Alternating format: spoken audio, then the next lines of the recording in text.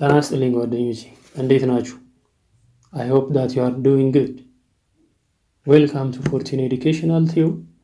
My name is Ermias Abebe from Jijjiga University. And today I'm going to present you a tutorial on the course Introduction to Economics from the module prepared by Ministry of Science and Higher Education of Ethiopia. This course is supposed to be given for freshman undergraduate students of higher education institutes. So to begin with, let me introduce you with the content of today's tutorial. Today, we're going to see the market equilibrium concept from chapter 2. This video is from chapter 2 and also it is part 4 video of this chapter. So before beginning this concept, I hope ከዚህ በፊት የተሰሩትን ቪዲዮዎች አይታችኋል የሚል ግምት አለኝ። ካላያችሁም ደግሞ እነሱን አይታችሁ ወደዚህ ብትመጡ I recommend that. ምክንያቱም market equilibrium is a concept combining the theory of supply and the theory of demand together. ሁለቱን የዲማንድ እና የሰፕላይ እስከዛሬ ያየነውን ቲዮሪዎች አንድ ላይ የሚያ ኮንሴፕት ስለሆነ before beginning today's tutorial ከዚህ በፊት የተሰሩ የቻፕተር 2 ቱቶሪያል ቪዲዮዎችን አይታችሁ ብትጀምሩት እመክራለሁኝ ማለት ነው። So ከዚህ በፊት ያየነውን ሰመራይዝ ለማድረግ ያክል ከዚህ በፊት ምን አይተናል? From the theory of demand በዲማንድ ቲዮሪ ጊዜ what is demand የሚለውን ነገር ዲፋይን አደረግን and we said that demand is a willingness plus ability to buy ብለን አወራን። What about supply? Supply is also a willingness and the ability to supply or to provide materials for sale የሚለውን አየን። We have seen the law of demand which states that when a price of a given product increases, the quantity demanded of that product will decrease የሚለውን አይተናል። When we have also seen the law of supply which states that when a price of a given product increases, the quantity supplied of that product will increase and vice versa የሚለውን አይተን ነበረ። With this, we know that the relationship between price and quantity demanded negative እንደነበረ and the curve, the demand curve was a downward sloping. While coming to supply, the price and quantity supplied are positively related. So the supply curve is an upward sloping ብለን ከዚህ በፊት አይተናል። And also we have seen that price can only affect quantity demanded but not demand. But demand is affected by other determinants of demand ብለን አይተናል። Similarly for a supply, price can only affect quantity supplied. It cannot affect the supply or the supply curve ብለን አይተናል። So what affect the supply? The other determinants of demand ብለን አስቀምጠናል። So if what affects supply ሲባል other determinants of supply ብለን አይተናል። What will happen to the demand if the other determinants of demand change ሲያደርጉ what will happen to the demand? We said that the demand curve will shift outward or inward shift ይኖረዋል ብለናል። Similarly to the supply concept, when the other determinants of supply change ሲያደርጉ we have seen that the supply curve shifts to the right or to the left ብለናል። supply ጨመረ ስንል to the right, supply ቀነሰ ሲባል to the left እንደምንንቀሳቀስ አይተናል ከዚህ በፊት። So ዛሬ የምናደርገው ምንድነው? We are merging the concept of demand and supply together. የዲማንድን ግራፍ እና የሰፕላይን ግራፍ in one XY ዲያግራም ላይ አስቀምጠን እናያለን ማለት ነው። So ቆንጆ ቆይታ እንደሚሆን ተስፋ አደርጋለሁ። በዛሬው ኮንሴፕት ኢኮኖሚክስ ምን ያህል ኢንተርቴኒንግ እንደሆነ የምታዩበትና ደስ የሚል just a kind of የግራፍ ጌሞች የሚበዙበት ስለሆነ ደስ የሚል ቆይታ እንደሚኖረን ተስፋ አደርጋለሁኝ። Stay with me again. So 2.3, which is market equilibrium. What do we mean by saying market equilibrium? ማርኬት ኢኩሊብሪየም ማለት ዲማንድ እና ሰፕላይ ከርቭን bringing them together በአንድ ኤክስ እና ዋይ ዲያግራም ላይ አስቀምጠን ሁለቱን ግራፎች የምናይበት ኮንሴፕት we call it market equilibrium ይባላል ማለት ነው። ኦኬ so if you visualize it in your mind, demand is downward sloping ነው, supply upward sloping ነው. so they will give us a symbol like this, x አይነት ምልክት ይሰጠናል ማለት ነው። so that intersection between demand in supply, the intersection point is known as market equilibrium ይባላል ማለት ነው። so by definition market equilibrium occurs when a market demand equals market supply. in terms of graphs እናወራ ደግሞ የዲማንድ ከርቭ እና የሰፕላይ ከርቭ equals ወይም ኢንተርሴፕት የሚያደርጉበት ቦታ we call it a market equilibrium. so market equilibrium ካራክተራይዝ ማድረግ ካስፈለገ አንደኛ demand and the supply intercept each other. demand እና supply ከርቡ እዛች ጋር ኢንተርሴፕት ያደርጋሉ one, and also quantity demanded እና quantity supplied at that moment at the same, and we call it equilibrium quantity ይባላል። so the price that is at the level of equilibrium is known as equilibrium price ይባላል። ስለዚህ quantity demanded እና quantity supplied እኩል ከሆነ ገዢው የሚፈልገው መጠንና the amount that the buyers want and the amount that the sellers provide, ሻጮቹ የሚያቀርቡት amount እኩል ሲሆን እጥረት ነው ወይስ ትርፍ ነው ብላችሁ ነው የምታስቡት? ነው ወይ እጥረትም አይደለም ትርፍም አይደለም፣ ፍላጎትና አቅርቦት እኩል ሆኗል። ኦኬ the amount supplied and the amount demanded are equal, so the market clears ይባላል። ምንም የሚተርፍ ነገር ገበያ ላይ የለም ማለት ነው። and these are some of the characteristics of market equilibrium. In order to illustrate market equilibrium using graph, let us remember the theory of demand as well as the theory of supply. When we discussed the theory of demand, we have seen that the y-axis is price and the x-axis was quantity demand, and this was demand ብለን ተምረናል። This demand curve shows a negative or inverse relationship between price and quantity demanded. When we remember the theory of supply ደግሞ ግራፉን ስንስል on the y-axis similarly we have price and on the x-axis we have quantity supplied. Okay, similarly when we discussed the supply graph ስንስል we have seen that on the y-axis price አለን and on the x-axis quantity supply አለን and the graph looks like this is supply ማለት ነው። እዚህ በብሉ ከለር የምታዩት supply curve is an upward sloping curve which indicates that there is a direct relationship between price and quantity supplied የሚለውን ያሳየናል። As you can see from these two curves, they have intercepted on this point አይደል? እዚች ፖይንት ላይ ኢንተርሴፕት አድርገዋል። ማን ነው ኢንተርሴፕት ያደረገው? quantity, I mean the supply and the demand curves have intercepted on point E. point E is termed as market equilibrium የምትባለው ፖይንት እሷ ናት ማለት ነው። In a market equilibrium we have a price which is equilibrium price ይባላል። On equilibrium we have a quantity which is called equilibrium quantity. At equilibrium, እዚህ equilibrium at point E, quantity supplied QS እና QD are equal. ሁለቱም QE ይሆናሉ ማለት ነው። Okay? So, at point E, the market clears ማለት quantity supplied is equal to quantity demanded ከሆነ it indicates that the amount that the buyers are willing to purchase and able to purchase is equal to the amount that the sellers are willing and able to supply or to provide to the market. አቅራቢዎቹ ወይም ሻጮቹ ማቅረብ የሚችሉትና የሚፈልጉት አማውንት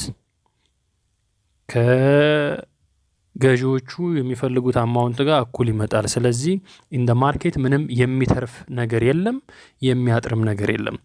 we don't have a shortage as well as we don't have surplus, so the market clears ብለን ኮንክሉድ እናደርጋለን ማለት ነው።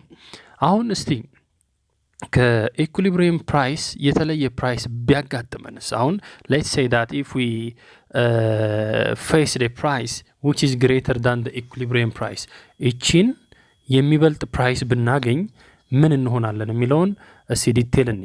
now let's see that P1 which is price greater than equilibrium price እስቲ ሰሌክት እናድርግና እኒ በዚች ፕራይስ ላይ let's find quantity demanded by the price 1 and quantity supplied by the price 1 የሚሉ ሁለት ቫልዩዎችን እናገኝና ከዛ በኋላ we will decide whether there is a shortage or surplus in the market የሚለውን ዲሳይድ እናደርጋለን። so በዚች ፕራይስ ላይ as you can see we have this horizontal line. ይህን horizontal line የምናሰምረው in order to get quantity supplied ለማግኘት ወደ supply ወደ blue line ድረስ እናሰምራለን።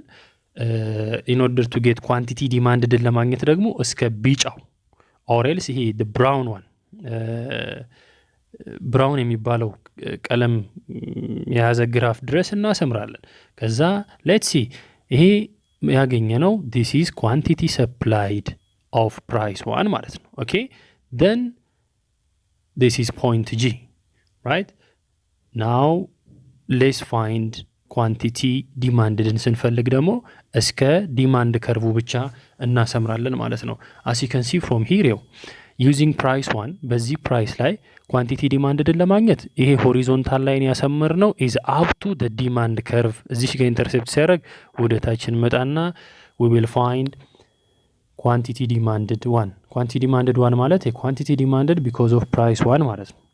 ከዛ if we want to find quantity supplied ስንፈልግ ደግሞ we have to find the supply curve ድረስ ነው ላይኑ የሚሄደው ይሄዳል it goes up to this point intercept ሲያደርግ ወደ ታች እናመጣዋለን። then from the x axis we can find quantity supplied 1 ከዛ ሁለቱን ካገኘን በኋላ ስቴፑ ምንድነው? ከዚህና ከዚህ ማን ይበልጣል ብለን እንወስናለን። so quantity supplied 1 is greater than that of quantity demanded 1 ማለት ነው። ምን ማለት ነው? the supply that the amount of supply the sellers or the producers supply to the market is greater than that of the demand side ሲባል the market do have a surplus.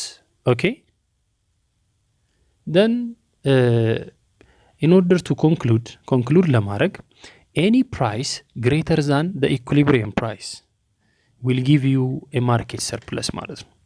ከኢኩሊብሪየም ፕራይሷ ከፖይንት E በላይ ያለ ፕራይስ በሙሉ it will give you a market surplus ምክንያቱም whatever price you select ለምሳሌ እዚህ ጋር ብትመርጡ ይሄው the brown one is less than the blue one እዚህም ብትመርጡ brown ያንሳል እዚህ blue ይበልጣል እዚህ ጋር ብንመርጥ the brown one is less እዚህ ጋር ይመጣል and the blue one is higher. so above this point which means above the price of the equilibrium we will find the market to have a surplus ማለት ነው። okay, እሺ ሰርፕለስንና ከኢኩሊብሪየም ፕራይስ በላይ ያሉ ኢሹዎችን አየን። አሁን እስቲ what will happen if we select a price less than the equilibrium price ቢሆን ምን ይከሰታል የሚለውን ኮንሴፕት ደግሞ እናያለን እስቲ። okay, so let's select a price which is less than the equilibrium price እንባል ከሱ በታች ያለ አንድ ፕራይስ እንመርጣለን። ከዛ ቀጥሎ የሚመጣው ስቴፕ ምንድነው? we have to find quantity supplied እና quantity demanded at P2 በP2 የሚመጡ quantity demanded እና quantity supplied እንፈልጋለን። so in order to find quantity supplied we have to draw horizontal line to the blue line. in order to find quantity demanded ወደ brown line horizontal line draw እናደርጋለን። ስለዚህ let's see that አሁን we have drawn a line and an intersection with the blue line quantity supplied to ይሰጠናል። quantity supplied to ማለት is a quantity supplied because of price to or at price to ማለት ነው። then quantity demanded to እንፈልጋለን። quantity demanded to ደግሞ it is at this point, so QD2 ማለት quantity demanded at a price of 2 ማለት ነው። now the next step አሁን አገኘናቸው። as you can see we have found quantity supplied to as well as we have found quantity demanded to አገኘን። the next step is to compare which one of the two is greater. when we see that quantity supplied to is less than that of quantity demanded to አይደል? አቅርቦት ከፍላጎት አነሰ. what the suppliers are supplying is less than that of what the consumers are demanding.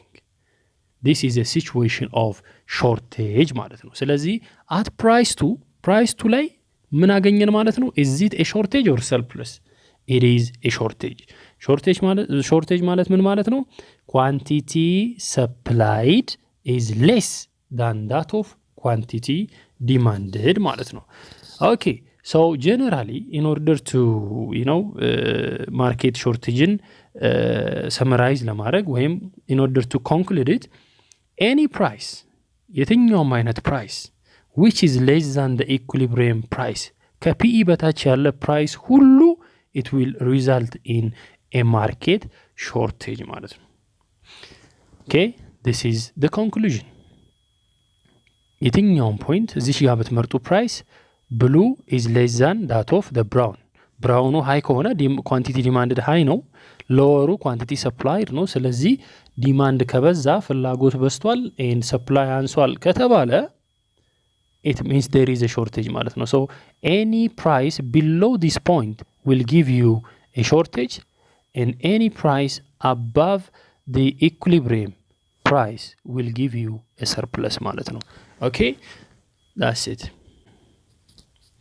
now given this equilibrium, ይሄ ኦሪጂናል የሆነ equilibrium ተሰጥቶን okay, ይሄ equilibrium ተሰጥቶን what will happen if demand curve outward ወይም inward ቢንቀሳቀስ እቺ equilibrium change ታደርጋለች ማለት ነው።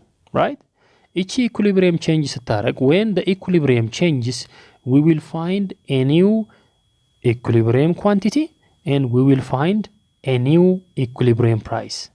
ከዛ ስቴፑ ምንድነው? we are going to compare the new equilibrium price with the old equilibrium price and also we have to compare the new equilibrium quantity with the old equilibrium quantity ማለት ነው። አሁን ስንት አይነት ኬዞች ማየት እንችላለን ማለት ነው በዚህ ሐሳብ? አንደኛ when demand increase ሲያደርግ አንድ ኬዝ፣ ይሄ ብራውን ከርቭ outward shift ሲያደርግ። ሁለተኛው ኬዝ this demand curve inward shift ሲያደርግ። ሶስተኛው ኬዝ ይሄ ሰማያዊ ሰፕላዩ to the right shift ሲያደርግ። አራተኛው ኬዝ ደግሞ to the left supply shift ሲያደርግ ነው። ይሄ ወይ ዲማንድ ብቻውን ወይ ሰፕላይ ብቻውን ቼንጅ ሲያደርግ የምናገኛቸው ሴናሪዮስ ናቸው። ኦኬ፣ ሌላም ሴናሪዮ ደግሞ ምን ጨምረው ምንድነው ሰፕላይም ዲማንድም ሁለቱም shift ቢያደርጉስ the brown curve as well as the blue curve change ቢያደርጉ what will happen to E and what will happen to QE and what will happen to PE የሚለውን ወደምንመልስበት ስቴፕ እንሄዳለን ማለት ነው። so the first title is effect of change in demand in equilibrium. ይሄ ዲማንዱ ብራውኑ ብቻ ሲቀየር ስንት አይነት አቀያየር ነው ያለው? we have two changes አይደል? increase እና decrease አለን። እስቲ በሁለቱ ኬዞች ላይ what will happen to the equilibrium price and equilibrium quantity የሚለውን መጀመሪያ እናያለን። okay, now let's begin with increase in demand በሚል ሲቹዌሽን እንጀምራለን። increase in demand ማለት ዲማንድ ከርቭ outward shift ይኖረዋል ማለት ነው አይደል? so we have created አዲስ ኢኩሊብሪየም እዚህ ጋር አገኘን ማለት ነው። ኦኬ en በቢጫ የተጻፈችው it means new equilibrium ማለት ነው። supply curve and dd1 intercepted at en means new equilibrium. At new equilibrium we have a new equilibrium price. Here it is. And also at the new equilibrium we have a new equilibrium quantity, and here it is. Now the next step is to compare the new equilibrium price with the old equilibrium price, the new equilibrium quantity with the old equilibrium quantity. So when we compare them, graphically comparing the yellows with the whites ማለት ነው. So this is the result that we will be having. PEN, which is a new equilibrium price, is greater than that of the old equilibrium price. QEN, which is a new equilibrium quantity, is greater than that of the old equilibrium quantity. እነዚህ ሁለት ሪዛልቶች መቼ ነው የሚመጡት? when there happens to be a demand increase ማለት ነው። አሁን የዲማንድ ኢንክሪዝን ውጤት አየ ነው። እሺ ዲማንድ ደግሞ ዲክሪዝ ቢያደርግስ? ኢንዋርድ ሺፍት ሲሆንስ? let's check that out. Now let's say decrease in demand happens.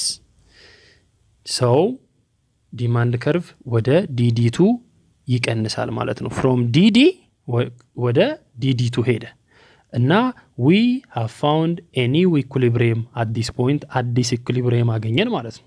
this en is an intersection between ss እና dd2 intercept የሚያደርጉባት ቦታ ነች, and we call it a new equilibrium. So at this new equilibrium we have a new equilibrium price and also a new equilibrium quantity. Now we have found the new equilibrium price and quantity. The next step is to compare them with the old ones. So when we can compare the yellows with the whites, what can you observe? Both the new equilibrium price and quantities are less than that of the old price and quantity at the equilibrium ማለት ነው። ይሄ የሚከሰተው መቼ ነው? ዲማንድ ሲቀንስ። በነገራችን ላይ the demand curve will shift outward ወይም inward because of what? ዲማንድን outward እንደዚህ እንደቀደሙ outward እና inward shift የሚያደርጉት እነማን ናቸው? is it price change? አይደለም። you have to remember change in demand የሚል ኮንሴፕት ያየነው ላይ ተመለሱና demand only shifts outward or inward. Totally demand only changes because of other determinants of demand ብለን የዘረዘርናቸው እነ ቴስት እነ ኢንካም እነ ፕራይስ ኦፍ ሪሌትድ ጉድስ ጋር ያስቀመጥናቸው the number of buyers in a market ብለን ያስቀመጥናቸው ዲተርሚናንቶች አንዳቸው ቼንጅ ሲያደርጉ they will affect the demand curve and will result in a change in demand, and which will force the demand curve to shift outward or inward shift ያደርጉታል ማለት ነው። ስለዚህ most of the time ጥያቄም ስትጠየቁ what will happen to E when demand increase ላትባሉ ትችላላችሁ። እንዴት ነው ልትባሉ የምትችሉት? ይሄ E ይሰጣችሁና ኦሪጂናል ኢኩሊብሪየም ይሰጣል። ከዛ ምንድነው ጥያቄው የሚሆነው? We will give you a change in one of the determinant of demand or a change in one of the determinant of supply. ከዛ you will decide because of that change in the determinant what will happen to the demand or what will happen to the supply የሚለውን እናንተ ተወስናላችሁ። ከዛ ስትወስኑ ዲማንድ ይጨምራል ካላችሁ it will be a shift outward. a shift outward ከሆነ we have seen that the new equilibrium price እና quantity ከኦልዶቹ ይበልጣሉ ብለናል። because of the determinant change demand ይቀንሳል ብላችሁ ከወሰናችሁ it means inward shift ይሆንና አዲሱ equilibrium እዚህ ጋር ይሆናል። then you will decide in a demand decrease then the new equilibrium price and quantity are less than that of the old ብላችሁ ኮንክሉድ ማድረግ ነው ማለት ነው። ስለዚህ ይሄ ሙቭመንት ይሄ shift የተከሰተው is just because of changes in the determinants of demand ማለት ነው። ስለዚህ አሁን የዲማንድን ሁለቱንም ኬዝ ጨረስን። ወደ ሰፕላይ እንሄዳለን ማለት ነው። ኦኬ let's go to the supply case and let's begin from E. ኦሪጂናሊ የተሰጠን ይሄ ኢኩሊብሪየም ማርኬት ኢኩሊብሪየም አለ። so at point E quantity supplied እና quantity demanded እኩል ናቸው። እዚህ ቦታ ላይ QE ናቸው ሁለቱም። ስለዚህ ምን አለን? ማርኬት ክሊር ያደርጋል ኖ ሰርፕለስ ኖ ሾርቴጅ ብለን ወስነናል። ከዛ ምን ተከሰተ? አሁን ሰፕላይ ይቀየራል ወደሚለው ነው የመጣ ነው። because as you can see here the title is effect of change in supply ወደሚል መተናል።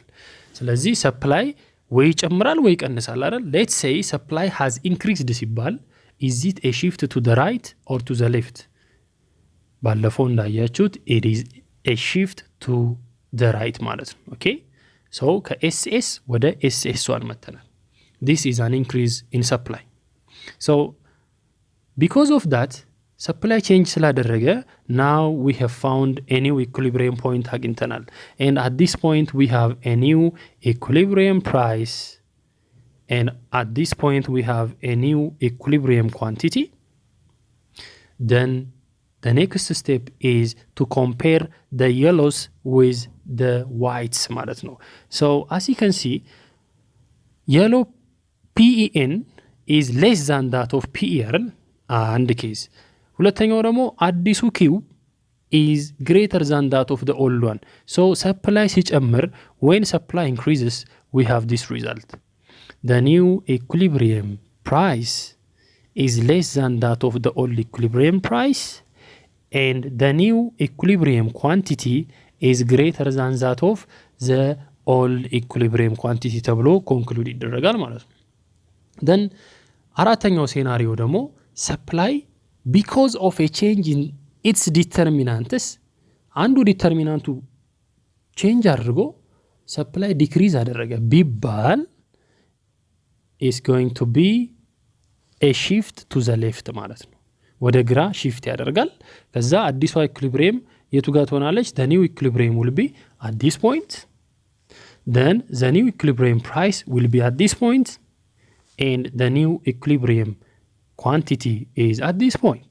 so the next step is to compare the new equilibrium price and quantity with the old equilibrium price and quantity ማለት ነው። so when we do that we can see that the new equilibrium price is greater than that of the old equilibrium price. እንደገና ደግሞ we can see that the new equilibrium quantity this one is less than that of the old equilibrium quantity. ይሄ የተከሰተው በምንድነው? a decrease in supply ማለት ነው። ስለዚህ ለየብቻ supply እና demand change ሲያደርጉ ጨረስን። አሁን ወደ የትኛው ሴናሪዮ እንሄዳለን? ሁለቱም ዲም ኤስም ሁለቱም በአንዴ ሙቭ ቢያደርጉብን what will happen to the equilibrium price እና equilibrium quantity ላይ የሚመጣው ለውጥ ምን አይነት ነው? የሚመጣው ለውጥ ፕራይሱ እንዲጨምር ያደርገዋል ወይስ እንዲቀንስ ያደርገዋል? የሚመጣው ለውጥ ኳንቲቲን እንዲጨምር ያደርገዋል እንዲቀንስ ያደርገዋል የሚለውን እናያለን ማለት ነው። so now let's go to the effect of simultaneous. okay simultaneous ማለት at the same time both the demand and supply will change ማለት ነው። so what will be the effect of this kind of change on our market equilibrium የሚለውን እንመልሳለን። እንደቀደሙ now at point E the old equilibrium quantity supplied is equal to quantity demanded. ይህ ማለት ምን ማለት ነው? it means that the market clears. now በዚህ ሲቹዌሽን ላይ ያለን both supply also the demand ተቀየሩ። የተቀየሩት እንዴት ነው? both the demand and supply has increased ጨምረዋል። ሁለቱም ግን የጨመሩት ፕሮፖርሽናሊ ነው። ሁለቱም የሚሄዱበት ዲስታንስ እኩል ነው ማለት ነው። አሁን ኢንክሪዝ ሲባል ዲማንድ ከርቭ ቱ ዘ አውትዋርድ ይሄዳል፣ ሰፕላይ ከርቭ ደግሞ ራይት ይሄዳል አይደል? ግን ሁለቱም ይሄ ከዚህ ወደዚህ የሚሄድበት ይሄ ከዚህ ወደዚህ የሚሄድበት ዲስታንስ is the same which is proportional ሲሆን what will happen to the equilibrium price and what will happen to the equilibrium quantity የሚለውን እስቲ let's check it out. So here we go ተቀየሩ ሁለቱም በዚህ ሰዓት የምናየው ምንድነው this ss increase አደረገና ወደ ss1 መጣ ከየት እስከ የት ነው የመጣው from here up to here ሜትሩ ይሄ ነው አይደል ይሄን ያህል ዲስታንስ ነው የመጣው which means ከዚህ እስከዚህ ማለት ነው then ዲማንድ ደግሞ ከዲዲ ወደ ዲዲ1 ሲመጣ ከየት እስከ የት ሄደ ከዚህ እስከዚህ ወይም ከዚህ እስከዚህ ፖይንት ሄዷል ስለዚህ ሰፕላይ ከዚህ እስከዚህ ሄደበትና this distance and this distance are equal ብለን እንወስዳለን ማለት ነው ፒክቸር በደንብ ለማሳየት ሁለቱም ቼንጅ እኩል ናቸው በዚህ ጋም ኦኬ ይሄ በዚህ ጋር ዲማንድ የጨመረበትና ሰፕላይ የጨመረበት ርዝመት እኩል ናቸው ስለዚህ ይሄ አራት ማዕዘን ወይም this picture will result in a square ይሆናል ማለት ነው አይደለ በጂኦሜትሪ ይሄ this is a square በእንደዚህ አይነት ጊዜ what will happen to the price which is at equilibrium እና the old equilibrium quantity ላይ ምን ለውጥ ይፈጥራል የሚለውን ቼክ ለማድረግ ያክል okay now let's አዲሱ ኢኩሊብሪየማችን የቱ ጋር ሆነ ማለት ነው our new equilibrium will be the interception of the new ss1 እና dd1 intercept የሚያደርጉበት ቦታ is our new equilibrium እዚች ኢኩሊብሪየም ላይ we have an equilibrium price PEN አገኘን and also we have an equilibrium quantity which is a new equilibrium quantity QEN ማለት ነው okay what is the next step the next step is to compare the old equilibrium price and quantity with the new equilibrium price and quantity comparing the yellows with the whites ማለት ነው so እስቲ ግራፉን እዩትና the old price እና the new price at equilibrium የቱ ይበልጣል both of them are the same and ከQEN እና ከQE which one is greater QEN is greater ስለዚህ when there is a proportional increase in supply and demand እኩል increase ሲያደርጉ the equilibrium price which is new is equal to the old equilibrium price but we will have a greater equilibrium quantity which is new compared to the old one ብለን ኮንክሉድ እናደርጋለን ማለት ነው ኦኬ ሁለተኛው ኦፕሽን ሊሆን የሚችለው ደግሞ ሁለቱም ኢንክሪዝ ያደርጋሉ both demand and supply ኢንክሪዝ ያደርጉ ግን ፕሮፖርሽናቸው የተለያየ ቢሆንስ ወደሚለው ደግሞ ኢፌክት እንሄዳለን ማለት ነው now we have changed the scenario አሁን ሴናሪዮአችን ምን ይሆናል increase in demand is greater than increase in supply demand move የሚያደርግበት to outward shift የሚያደርግበት distance is greater than that of supply to the right shift ከሚያደርግበት ይበልጣል በሚል ኬዝ እስቲ እንየው ይላል okay let's see it አሁን here we go okay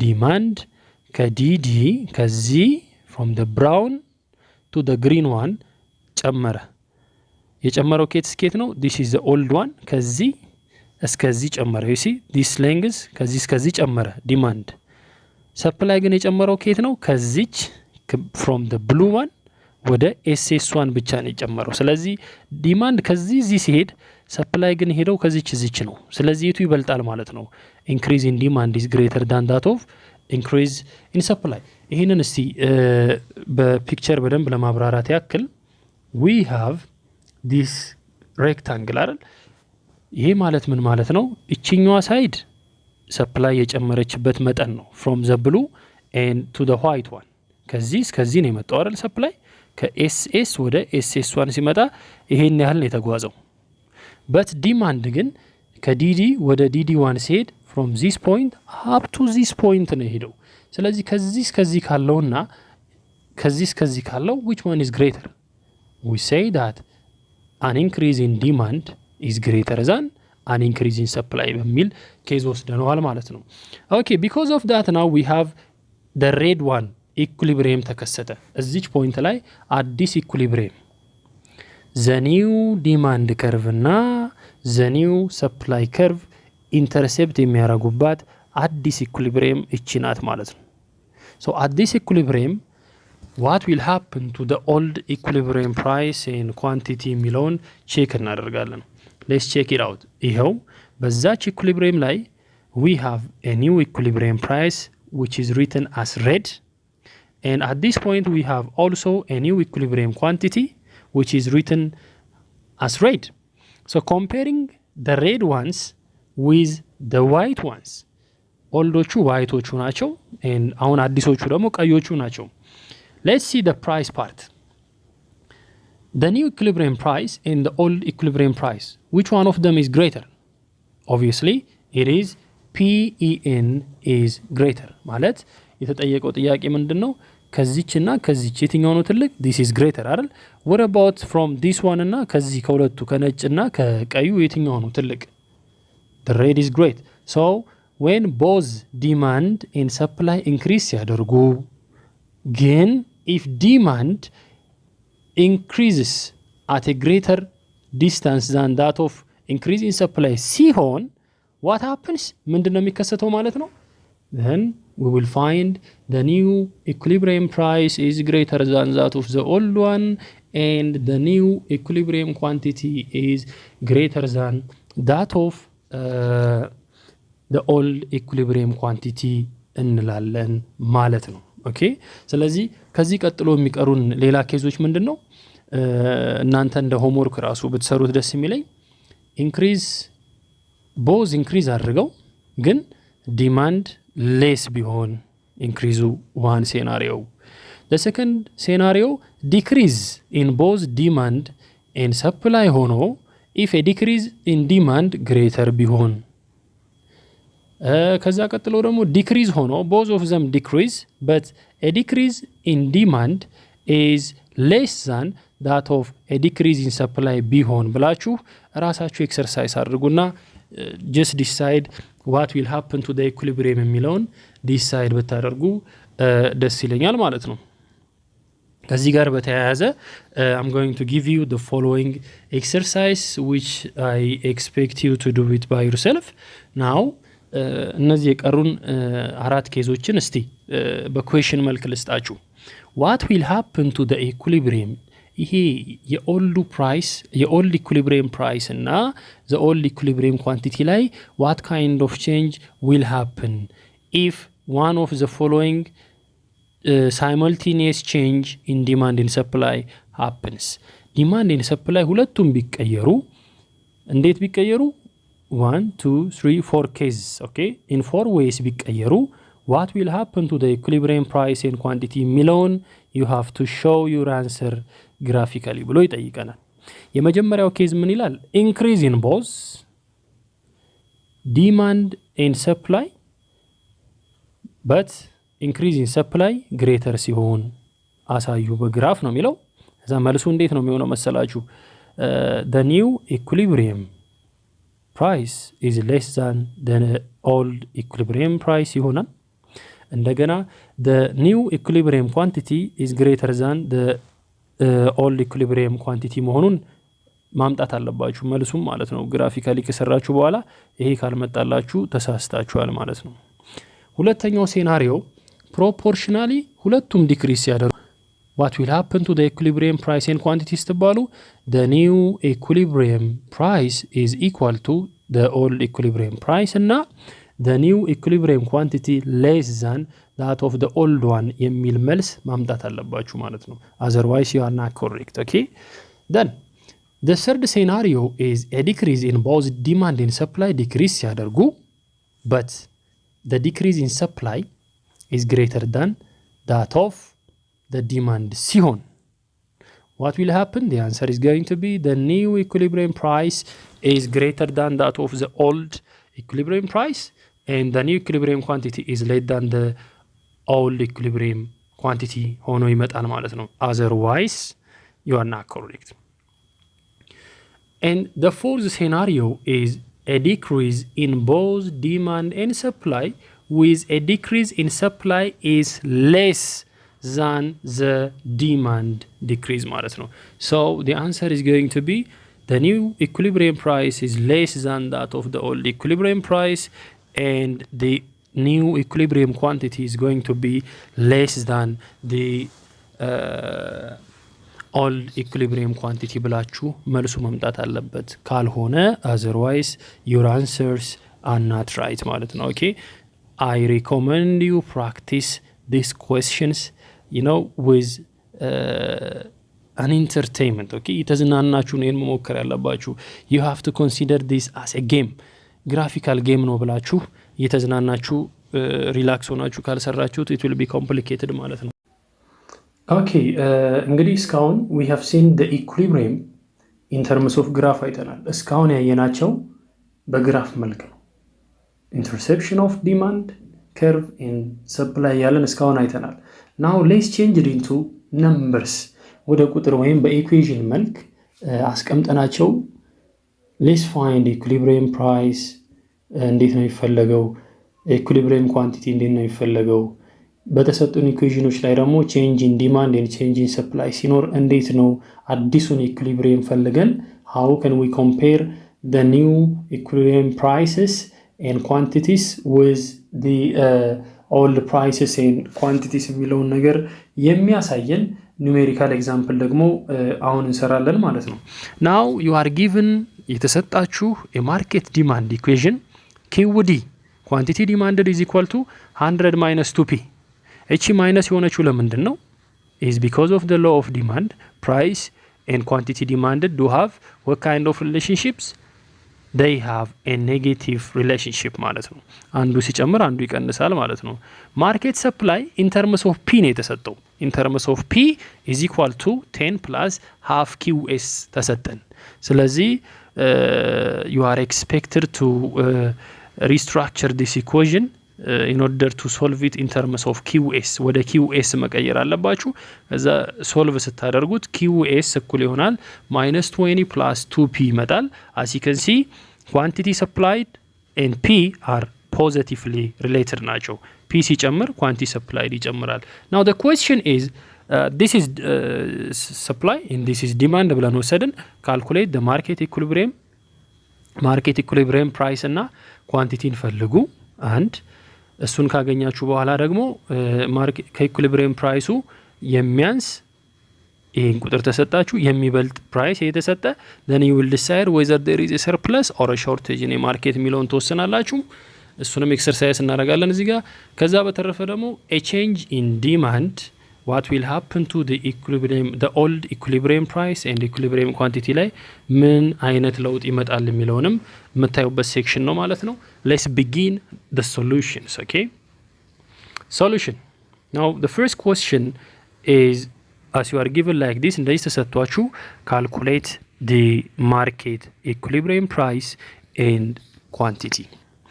ስለዚህ ይሄንን ለመመለስ ከመነሳታችን በፊት the first thing that we have to remember is that market equilibrium ማለት demand and supply intercept each other, and at that interception, which is the equilibrium, quantity supplied is equal to quantity demanded, right? This is the first thing that we know about equilibrium. ከዛስ in a place of QD we have to insert the formula for QD. in a place of QS ደግሞ we have to insert the formula for QS. በዚህ በQD ቦታ ይሄንን እናስገባለን። and in a place of QS ደግሞ we will insert this one. okay, then we will continue. ይሄው ሁለቱንም ማስገባን right? so to the left side we have quantity demanded formula, and to the right side we have quantity supplied formula. then we make them equal, then we will solve for p ማለት ነው። እዚህ ውስጥ ስንት ቫሪያብል አለን? አንድ ቫሪያብል ነው ያለን, that is p። ስለዚህ ለp ሶልቭ ስናደርግ እንደዚህ አይነት ቁጥር እናገኛለን። ማይነስ 2p ወደዛ ሲሄድ ፕላስ 2p then 4p ይሆናል። ማይነስ 20 ደግሞ ወደ ግራ ሲመጣ is going to be 120 ይሆናል። then when we divide both sides by 4 we will get the equilibrium price which is 30 ማለት ነው። equilibrium priceአችን ስንት ናት? 30 ይሆናለች። now in order to calculate equilibrium quantity ማለት QE ማለት ነው። QE means ስንፈልግ QD or QS ማለት ነው because at equilibrium QD and QS are equal አይደል? so inserting this 30 እዚህ ኢኩዌሽኑ 30 ብንጨምርም ወይንም using this one inserting 30 over here is possible. so let us use both of the demand as well as the supply equation ተጠቅመን እንስራስ። actually እናንተ ስትሰሩ አንዱ መርጣችሁ ነው የምትሰሩት ግን let me show you that whatever the equation you choose to use you are getting the same answer የሚለው ላሳያችሁ። now QE is 100 minus 2p using the demand equation ይህን ተጠቀምን። እዚህ ጋር ደግሞ or QE equals to minus 20 plus 2p የሚለውን አስቀመጠን using the supply equation። ከዛ inserting the value of p ስንት ነው? p is 30 equilibrium quantity is 30 ሁለቱም ውስጥ 30 ስናስገባ then እንደዚህ ይሆናል። ከዛ በኋላ when we solve it we will get equilibrium quantity to be 40 ይሆናል ማለት ነው። ስለዚህ question A asks for calculate the market equilibrium price and quantity አይደል የሚሆነው? okay so the answer is going to be equilibrium price is going to be 30 and equilibrium quantity is 40 ብለን እንመልሳለን ማለት ነው። ከዛ question B የሚሰጠን ምንድነው? ፕራይስ 25 እና 35 አድርጎ ይሰጠናል። ከኢኩሊብሪየም ፕራይስ ያነሰና የበለጠን ይሰጠንና ኑሜሪካሊ የሰርፕለስ እና የሾርቴጅን ደግሞ ቅድም በግራፍ ያየነውን በቁጥር እንድንሰራው ያግዘናል ማለት ነው። so let's continue to the solution B given ያው ይሄም ቅድም እንደተሰጠን ነው። ይሄም ተሰጥቶን ነበረ። ከዛኛ ምን አገኘን? we have found PE is equal to 30 and equilibrium quantity is equal to 40 ብለን ካልኩሌት አደረግን in question letter A። ከዛ now we are asked to find or to determine whether there is a surplus or shortage at a price of 25 and at a price of 35 የሚባል ተጠየቅን። so let's insert the value of P for 25 QD 100 ይሄው ከላይ ባለው ፎርሙላ እናስቀምጣለን። QS የተሰጠን ይሄ ነው። so in a place of P በP ቦታ ላይ 25ን ከተን ሁለቱንም እንሰራለን። ኦኬ እዚህ ጋር ይሄንን እንከታለን። ለዲማንድ እንደዚህ ለሰፕላይ እንደዚህ ይሆናል። ከዛ ሶልቭ ስናደርግ quantity demanded is 50 and quantity supplied is 25 which one is greater? quantity demanded is greater አይደል? so ፍላጎት ከአቅርቦት ከበለጠ in a market there is going to be shortage ይኖራል ማለት ነው። now let's use a price which is 35 ስንጠቀም a price which is greater than that of the equilibrium price this price is greater than this price ማለት ነው። እንደዚህ ሲሆን ደግሞ ምን ነበር እዛ ግራፍ ላይ ያገኘነው? surplus ነበር አይደል? now let's check it out here we go አሁን QD ፎርሙላውን እንጠቀማለን። quantity suppliedንም ፎርሙላ እንጠቀማለን። then we will insert 35 in a place of P ከዛ ሶልቭ ስናደርግ we will get quantity demanded equals to be equals 30 and quantity supplied equals 50 ሚላመጣን which one is greater? now as you can see quantity supplied is greater than that of quantity demanded አይደል? supply ከበለጠ quantity supplied ከበለጠ አቅርቦት ከበለጠና ፍላጎት ካነሰ in a market there is going to be surplus ማለት ነው። so this is the way how we determine whether there is a shortage or surplus in the market ማለት ነው። now let's continue to question letter C okay letter C ላይ ይሄን እንደተሰጠን ነው። ይሄን አግኝተናል። now the question is if the demand እቺ ፎርሙላ ተቀይራ ወደዚህ ቢመጣ which means demand increase ቢያደርግ ይሄን ኢኩዌሽን ብናገኝ what will happen to the equilibrium ነው የሚባለው። question የሚለው እንደዛ ነው። ስለዚህ we will no more use this equation but we will now use this one ኦኬ አሁን የምንጠቀመው በኪውዲ ይሄንን እንጂ ይሄንን አይደለም ማለት ነው so the new equilibrium will be the intersection between this one and this one ነው የሚሆነው ማለት ነው ኦኬ then as usual solve ማድረግ ነው ኦኬ so at equilibrium the blue which is QD1 is equal to QS ብለን እንጀምራለን then inserting the formulas ከዛ በኋላ solving for P then P is going to be ስንት ይሆናል ማለት ነው P is going to be 60 ማለት now let's see about the quantities okay quantity ደግሞ solve እናደርግ equilibrium quantity using the new demand curve and the old supply ስንሰራው እንደዚህ ይሆናል then በሁለቱም ቦታ inserting P as 60 አርገን ሁለቱም ፎርሙላ ላይ ስናስገባ we will get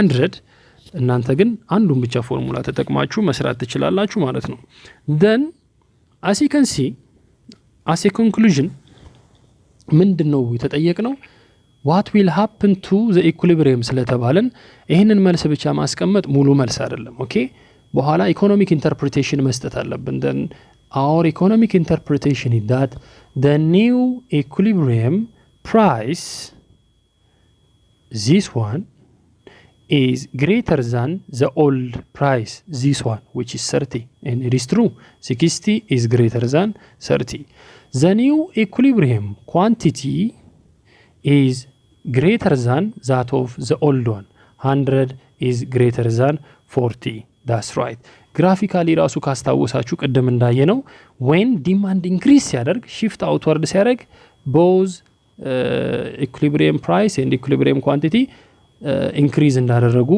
አይተናል ቀደም so numerically it is also the same ማለት ነው so ይሄ አንድ ሴናሪዮ ነው ያየንበት በዚህ ኑሜሪካል ኤግዛምፕል ሰው ሌሎች ኑሜሪካል ኤግዛምፕሎች ደግሞ ከመጽሐፎች ላይ ያያችሁ ኤክሰርሳይዝ እንድታደርጉ ሪኮመንድ አደርጋለሁኝ ሶሉሽናችንን በዚህ ጨርሰናል ማለት ነው Okay everyone, this is the end of today's tutorial as well the end of chapter 2 which was theories of demand and supply. By next video of this course we are going to see the theories of consumer behavior. As usual, if you like today's tutorial and if you believe that it is useful for your friends, by any means you have, please try to share them. And also video ከተመቻችሁ እና if you want to receive future videos እንዲደርሷችሁ ከፈለጋችሁ ደግሞ please subscribe for Tino Educational Tube. So until we meet again by other tutorials, see you, bye bye, stay safe.